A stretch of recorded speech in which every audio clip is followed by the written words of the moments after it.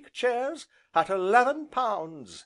At 11, at 11, going 15," said a voice from the distant corner, whereupon Adam drew a great sigh of relief, while the Corn chandler contorted himself in his efforts to glare at Bellew round the sideboard. £15, chanted the Auctioneer, "I have 15, I am given 15. Any advance? These 8 antique chairs, going at 15, going, for the last time, going, gone, sold to the gentleman in the corner, behind the sideboard, Theodore." "They were certainly fine chairs, Mr. Grimes," said Parsons, shaking his head. "So so," said the Chandler, sitting down heavily, "so so, Parsons." And he turned to glare at Bellew, who, lying back in an easy chair with his legs upon another, puffed at his pipe, and regarded all things with a placid interest.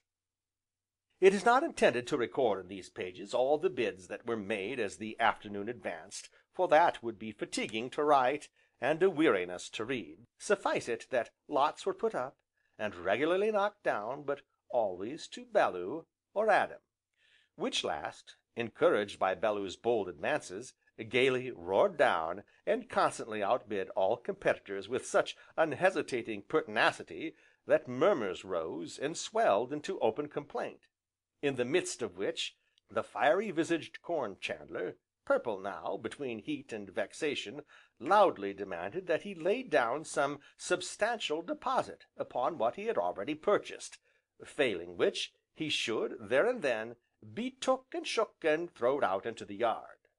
"Neck and crop!" added Mr. Parsons. "That seems to be a fair proposition," smiled the Auctioneer, who had already experienced some doubts as to Adam's financial capabilities, yet, with his joviality all unruffled, "that seems to be a very fair proposal indeed, if the gentleman will put down some substantial deposit, now?" "Aye, for sure!"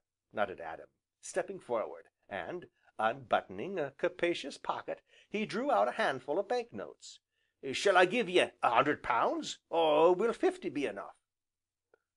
"Why," said the Auctioneer, rubbing his hands as he eyed the fistful of bank notes, £10 will be all that is necessary, sir, just to ensure good faith, you understand."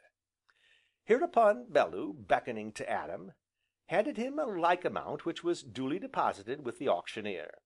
So, once more, the bidding began, once more lots were put up, and knocked down, now to Adam, and now to Bellew.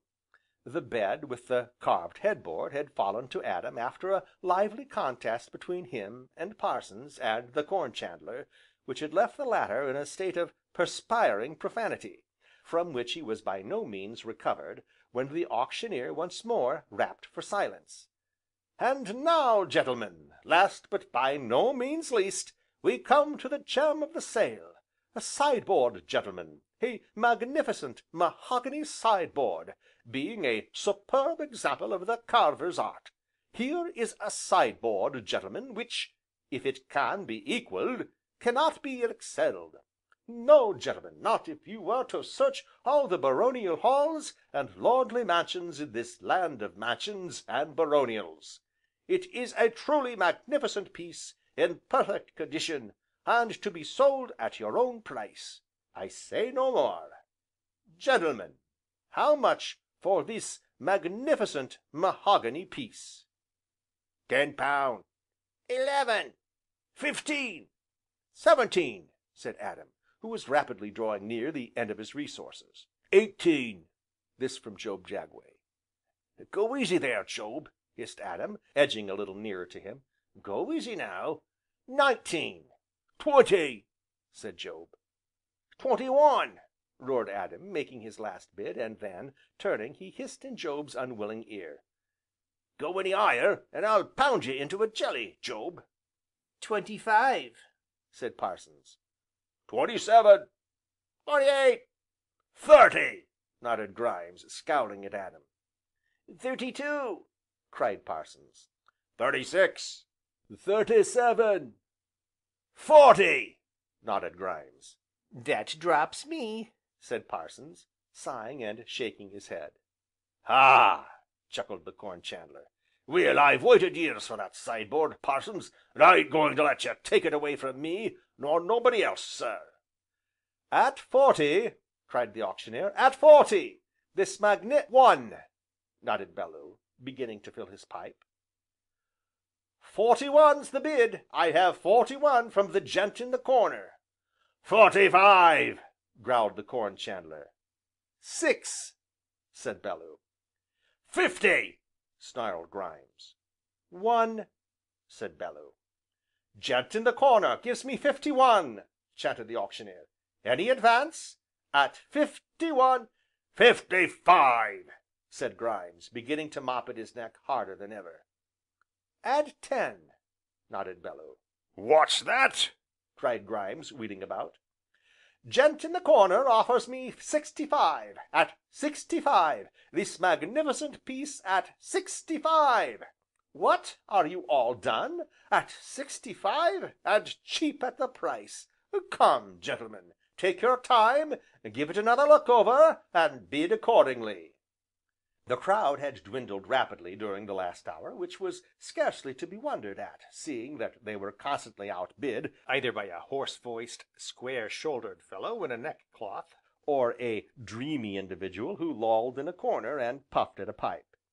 But now, as Grimes, his red cheeks puffed out, his little eyes snapping in a way that many knew meant danger, with a large D, as the rich Corn chandler, whose word was law to a good many, turned and confronted this lounging, long legged individual, such as remained closed round them in a ring, in keen expectation of what was to follow. Observing which, the Corn chandler, feeling it incumbent upon him now or never to vindicate himself as a man of property and substance, and not to be put down, thrust his hands deep into his pockets, spread his legs wide apart, and stared at Bellew in a way that most people had found highly disconcerting, before now. Bellew, however, seemed wholly unaffected, and went on imperturbably filling his pipe. "At 65!" cried the Auctioneer, leaning towards Grimes with his hammer poised, "at 65, will you make it another pound, sir? Come, what do you say?" "I say "No, sir," returned the Corn chandler, slowly and impressively. I say no, sir! I say make it another £20, sir!" Hereupon heads were shaken, or nodded, and there rose the sudden shuffle of feet as the crowd closed in nearer. "I get 85! Any advance on 85?" "86!" said Bellew, settling the tobacco in his pipe bowl with his thumb. Once again the Auctioneer leaned over and appealed to the Corn chandler, who stood in the same attitude, jingling the money in his pocket. "Come, sir, don't let a pound or two stand between you and a sideboard that can't be matched in the length and breadth of the United Kingdom. Come, what do you say to another 10 shillings?" "I say, sir," said Grimes, with his gaze still riveted upon Bellew, "I say no, sir! I say make it another £20, sir!" Again there rose the shuffle of feet, again heads were nodded, and elbows nudged neighbouring ribs, and all eyes were focused upon Bellew who was in the act of lighting his pipe. £106!" cried the Auctioneer, "at 16! At 16!" Bellew struck a match, but the wind from the open casement behind him extinguished it. "I have £106! Is there any advance? Yes or no? Going at 106!" Adam, who up till now had enjoyed the struggle to the utmost, experienced a sudden qualm of fear. Bellew struck another match. "At £106! At 16! Going at £106!" A cold moisture started out on Adam's brow. He clenched his hands, and muttered between his teeth. Supposing the money were all gone, like his own share, supposing they had to lose this famous old sideboard, and to Grimes of all people. This, and much more, was in Adam's mind while the Auctioneer held his hammer poised, and Bellew went on lighting his pipe.